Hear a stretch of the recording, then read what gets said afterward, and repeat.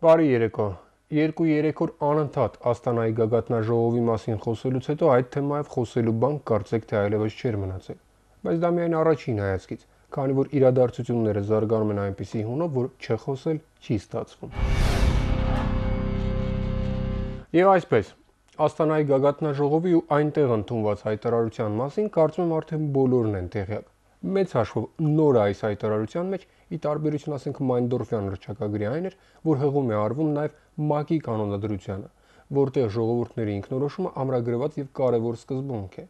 Հնչած ելույթներն ու հայտարարությունը, բացի նրանից, որ վկայում է, որ Ալիևը կարգավորման իր պատկերացումներում միայնակ է մնացել, առանց ենթադրվելիք լիակատար ու անմնացորդ աջակցության անգամ Թուրքիայի կողմից, մեկ անգամ եւս վերահաստատում են, որ միջազգային հանրությունը, տվյալ դեպքում միջնորդ երկրները, միևնույն հարթության մեջ են տեսնում կարգավորման հիմքում ընկած 3 հայտնի սկզբունքներն ու պնդում, որ ընդհանրության մեջ 3 այս սկզբունքներից որևէ մեկը գերադասելի չէ, եւ որ խնդիրը պետք է կարգավորվի բացառապես խաղաղ ճանապարհով, այսինքն պատերազմն անթույլատրելի է, ու տակն էլ ստորագրել են։ Ստորագրություն դնելը, եթե չեմ սխալվում, համաձայնության նշան է, որ դու ընդունում ես այն ամենը, ինչ գրված է այն փաստաթղթում, որը ստորագրում ես։ Կարծեք թե ոչինչ չեմ խառնում։ Իհարկե բացառությամբ այն դեպքերը, երբ քեզ ստիպում են ստորագրել մի բան, որը դու չես ցանկանում ստորագրել։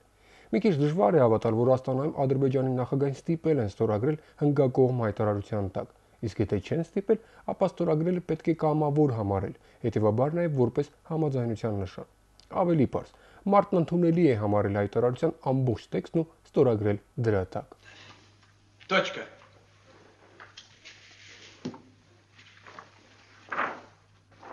Подпиши, великий государь. Բայց ստորագրման պայս չի անցնում մեկ լիարժեք օր անգամ 24 ժամ, երբ Ադրբեջանի իշխանությունները տարբեր չինովնիկների շուրթերով սկսում են իրենց ղեկավարի ստորագրությունը նույնպես կրող փաստաթղթից տրամագծորեն տարբերվող հայտարարություններ անել։ Կոնկրետ այս դեպքում խոսքը վերաբերում է Ադրբեջանի նախագահի աշխատակազմի որոշ պաշտոնյաներին, ովքեր Աստանայում ստորագրված հայտարարությունից անմիջապես հետո առաջադեմ ադրբեջանական ժողովրդին ռազմահայրենասիրության հերթական պորցիան մատուցեցին։ Մասնավորապես հայտարարեցին, թե հայերը ապակառուցողական դիրքորոշում են որդեգրել հակամարտության կարգավորման գործում եւ չնայած իրենք առաջադեմները դեռ համբերությամբ են լցված եւ հավատում են խաղաղ կարգավորմանը, բայց եթե զգան, որ բանը բանից անցնում է, պատերազմ են սկսելու։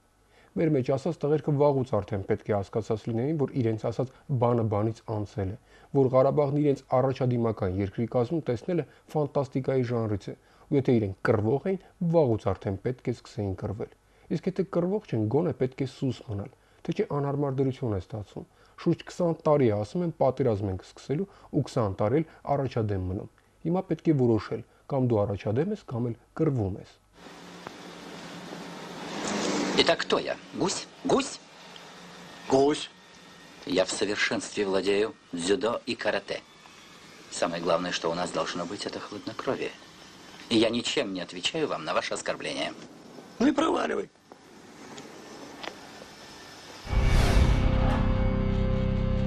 Ու հիմա տրամաբանական հարց է ցակում։ Եթե դու ոչ միայն չես բացառում, այլև պնդում ես, թե բանակցությունների անօգուտ լինելու դեպքում պատերազմ է սկսելու, ապա ինչու է ստորագրում մի փաստաթղթի տակ, որը մաքուր անգլերենով սահմանում է, որ պատերազմ սկսելու մասին պետք է մոռանալ ընդհանրապես։ Ասենք ինչու չես պահանջում, որ փաստաթղթի մեջ աջ անկյունում առանձին բաժին լինի, վրան էլ գրված հատուկ կարծիք, որտեղ էլ կգրես, որ տղերք ինչ ասում եք, լավ եք ասում, բոլոր վերջույթներով կողմ եմ, բայց եթե հայերը Ղարաբաղը 2 տարի էլ չտան, հաստատ պատերազմ եմ սկսելու։ Իսկ եթե հայերն ու միջնորդները չհամաձայնեն փաստաթղթում քեզ տեղ հատկացնել հատուկ կարծիքի համար, ապա բռնես ու կատաղես, դեմարշներ անես, ասենք ցուցադրական կերպով լքես Աստանայի գագաթնաժողովի նիստերի դահլիճը, հենց այդ կերպ արտահայտելով վրդովմունքդ, որ քեզ մերժել են։ Ուրեմն ես հասարանի տա Մուրադը կամ հասնեմ էստեղ ինձ ասեն նե ես ես ցույց կտամ Մերկենկե։ Ի վերջո առողջ տրամաբանությունը հենց դա է, չէ՞ հուշում, որ եթե առարկություն ունես, չստորագրես։ Հետն էլ փորձես բոլորին բացատրել, թե ինչու չես ստորագրում։ Թե չէ հիմա ապուշ իրավիճակ է ստացվում։ Հարևան երկրի ղեկավարը գնում եւ մի փաստաթուղթ է ստորագրում, որում կոնկրետ բաներ կան գրված, իսկ ստորագրելուց հետո բռնում ու տրամագծորեն այլ բան հայտարարում, մասնավորապես որ ուժի է դիմելու։ Կամ հայտարարում, թե Ղարաբաղը երբեք անկախություն չի ստանա, բայց քննարկում Ղարաբաղում հանրաքվե անցկացնելու ժամկետները։ Ալիև մեծ ամենայն հավանականությամբ Պուչուրին այնքան էլ լավ չի բացատրել, թե ինչ է մեծ դիվանագիտությունը։ Մինչդեռ մեծն իսկապես էլ դիվանագետ էր։ Եթե այդպեսին չլիներ, 94 թվականի զինադադարը չէր լինի, իսկ եթե զինադադարն էլ չլիներ, հիմա մենք նավթ կունենայինք, շատ նավթ։ Մեծերին լսելն ու նրանցից սովորելը լավ հատկություն է, օգտակար։